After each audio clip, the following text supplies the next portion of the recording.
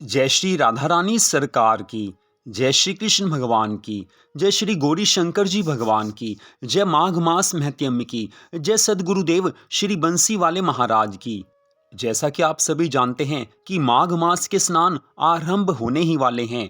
इस वर्ष 2025 में माघ मास के स्नान का शुभारंभ 13 जनवरी दिन सोमवार से हो जाएगा। 13 जनवरी दिन सोमवार को पौष मास की पूर्णिमा तिथि है और माघ मास के स्नान पूर्णिमा तिथि से ही आरंभ हो जाते हैं और 12 फरवरी दिन बुधवार तक माघ मास के स्नान चलेंगे। 12 फरवरी दिन बुधवार को माघ मास की पूर्णिमा तिथि है, तो 13 जनवरी से लेकर 12 फरवरी तक माघ मास के स्नान चलेंगे। माघ मास के पावन महीने में भगवान की जितनी भी भक्ति की जाए उसका फल अनंत गुना होकर प्राप्त होता है। माघ मास में भगवान की कथा को सुनना, प्रातःकाल स्नान के नियम का पालन करना और दान पुण्य आदि करना, ये सब कुछ ऐसे धर्म कर्म हैं जिसका फल हमें तो मिलता है, हमारे पितरों को भी अवश्य प्राप्त होता है। तो इस कारण माघ मास के परम पवित्र समय को व्यर्थ नहीं जाने देना चाहिए। भगवान की अधिक से अधिक भक्ति करके अपने जीवन को सफल बना लेना चाहिए। तो माघ मास के महात्म्य के प्रथम अध्याय की कथा, पहले अध्याय की कथा आज हम आपको सुनाने जा रहे हैं, जो कि इस प्रकार है।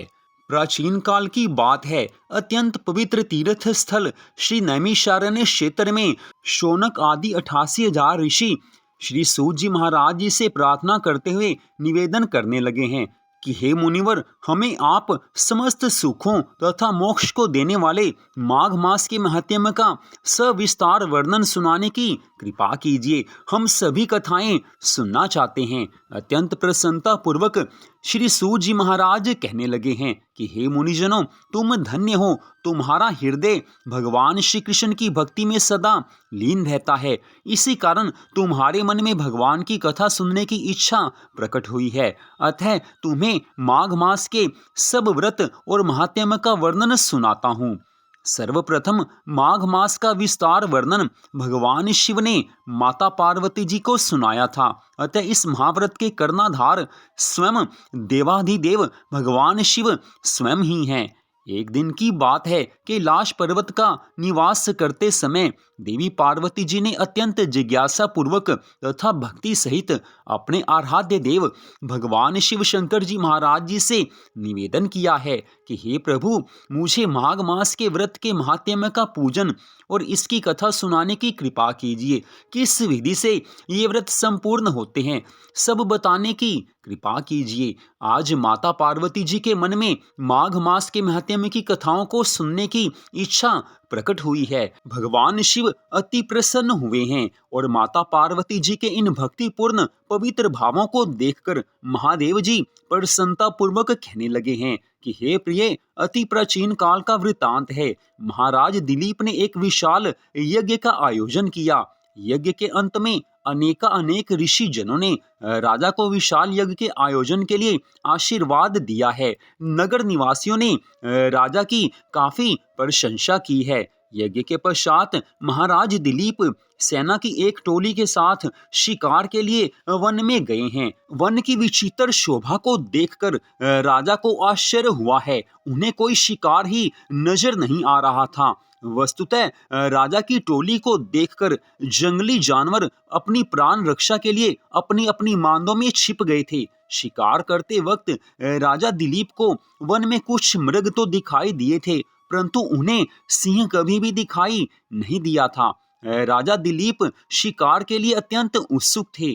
अचानक राजा दिलीप को दूर जंगलों के बीच में एक अत्यंत सुंदर मृग दिखाई दिया है। मृग अर्थात हिरण को देखकर राजा आश्चर्यचकित हुए हैं। इतना विशाल तथा सुंदर हिरण उन्होंने अपने जीवन में कभी नहीं देखा था। महाराज ने एकदम अपने अश्व की दिशा उस हिरण की ओर कर दी है। राजा का अश्व अति तीव्रता से मृग का पीछा करने लगा, परंतु राजा का अश्व जितना अधिक तेजी से दौड़ता, हिरण उससे अधिक तेज दौड़ता था। इतनी कथा सुनाकर भगवान शिव माता पार्वती जी से कहने लगे हैं कि हे पार्वती, वह साधारण हिरण नहीं था, अपितु वह मायावी हिरण था। वह मायावी हिरन कभी कभी लंबी छलांगे भरता हुआ अदृश्य हो जाता, फिर एकाएक दिखाई देने लगता।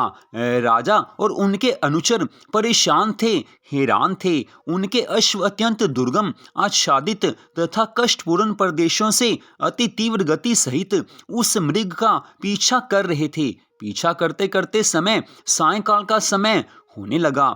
सूर्यदेव अस्ताचल की ओर चल दिए हैं। उस समय एकाएक वो हिरन गायब हो गया। राजा उस समय काफी थक गए थे और प्यास से वो काफी ज्यादा व्याकुल थे।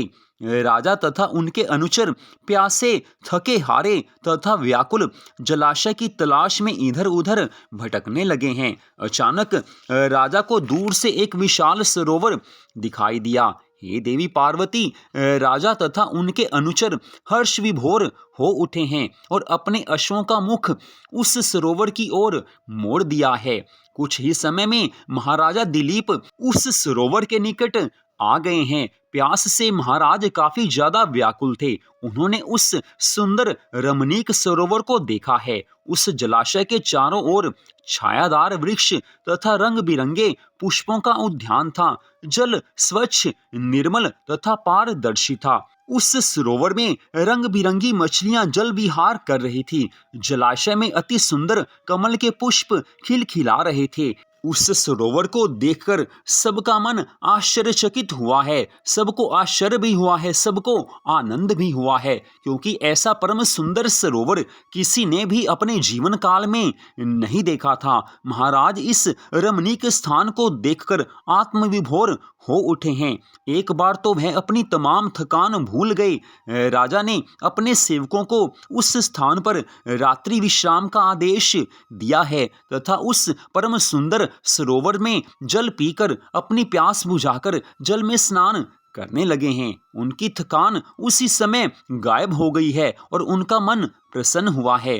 रात्रि के भोजन आदि से पूर्व राजा ने अपने सेवकों को आदेश दिया कि रात्रि में रक्षा के लिए चारों ओर जाल लगा दिए जाएं, क्योंकि डर था कि रात्रि के समय जंगली जानवर अपनी प्यास बुझाने हेतु उस ओर आ सकते थे और कोई भी संकट उपस्थित हो सकता था, कोई भी संकट आ सकता था। इस कारण राजा ने ऐसी आज्ञा दी है। राजा की आज्ञा का पालन हुआ है। सब ओर जाल लगा दिए गए हैं। अर्धरात्रि के पश्चात जंगली सूअरों का एक झुंड सरोवर की ओर आया है और सैनिकों द्वारा बिछाए गए जालों में फंस गया है। राजा के सैनिकों ने अनेकों सूअरों को मार दिया है।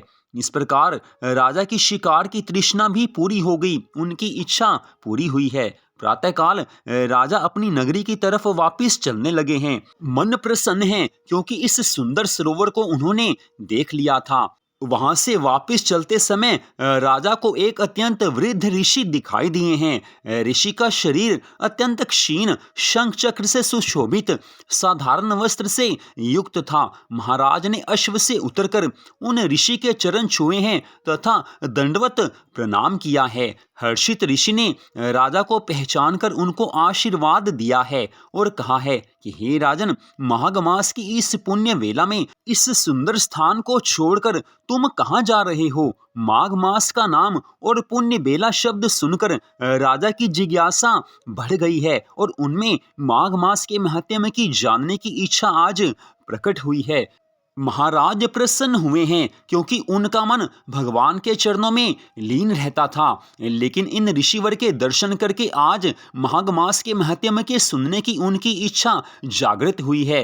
वो सोचने लगे हैं कि ऐसे परम सुंदर, ऐसे परम ज्ञानी, ऐसे तेज युक्त ऋषिवर के दर्शन करके जब मेरा मन प्रसन्न हो गया है, तब इनसे अगर मैं कथा को सुनता हूँ तो मुझे कितना आनंद होगा। आज उन ऋषिवर से भगवान की कथा सुनने की, माघ मास की कथा सुनने की राजा के मन में इच्छा प्रकट हो गई है। तो यहीं पर माघ मास महत्म के पहले अध्याय की कथा का विश्राम होता है। इन कथाओं को सुनने मात्र से पुण्य की प्राप्ति होती है, भगवान की कृपा मिलती है और जब पुण्य बढ़ते हैं तो मनोकामनाएं अपने आप पूर्ण हो जाती हैं। माघ मास के इस पावन समय में प्रातःकाल के स्नान के नियम का पालन कीजिए, भगवान की कथाओं को सुनिए और कुछ न कुछ दान पुण्य अवश्य कीजिए। कुछ ना कुछ दान पुण्य किया जाएगा तो जीवन में सुख संपत्ति की प्राप्ति होती रहती है, कभी धन की कमी नहीं होती है। तो माघ मास के इस पावन समय को व्यर्थ नहीं जाने दें। कथाओं को प्रतिदिन सुने, भगवान की भक्ति में अपने मन को लगा दीजिए। जीवन में सुख शांति आनंद आएंगे और जीवन में सुख शांति आनंद के लिए ही हम सब कुछ ना कुछ कार्य करते रहते हैं। संसार की ओर हम मन लगाते हैं लेकिन सुख नहीं मिलता है, क्योंकि संसार में सुख नहीं है। सुख शांति और आनंद तो प्रभु नाम में है, प्रभु भक्ति में है। जिसके मन में प्रभु के लिए प्रेम है उसे भगवान संसार के सुख भी दे देते हैं। तो इस कारण भक्ति कीजिए, अपने जीवन को सफल बनाइए। और इसके साथ ही हम आपको बता दें कि प्रतिदिन श्रीमद् भागवत महापुराण की कथा भी हम अपने इसी चैनल पर सुना रहे हैं। उन कथाओं को भी आप जरूर सुनें, क्योंकि श्रीमद् भागवत कथा अगर माघ मास में आप सुनते हैं तो उससे अनंत गुना पुण्य फल प्राप्त होता है। जीवन में भगवान की कृपा हो जाती है, मनुष्य के घर में सुख संपत्ति आनंद का वास हो जाता है, मनोकामनाएं पूरी होती हैं। तो आज की इस कथा को आपने सुना, आप सबका हार्दिक धन्यवाद। जय श्री राधा रानी सरकार की, जय श्री कृष्ण भगवान की, जय श्री गौरी शंकर जी भगवान की, जय माघ मास महत्यम की, जय सदगुरुदेव श्री बंसी वाले महाराज की। जय जय श्री राधे, जय जय श्री राधे, जय जय श्री राधे श्याम।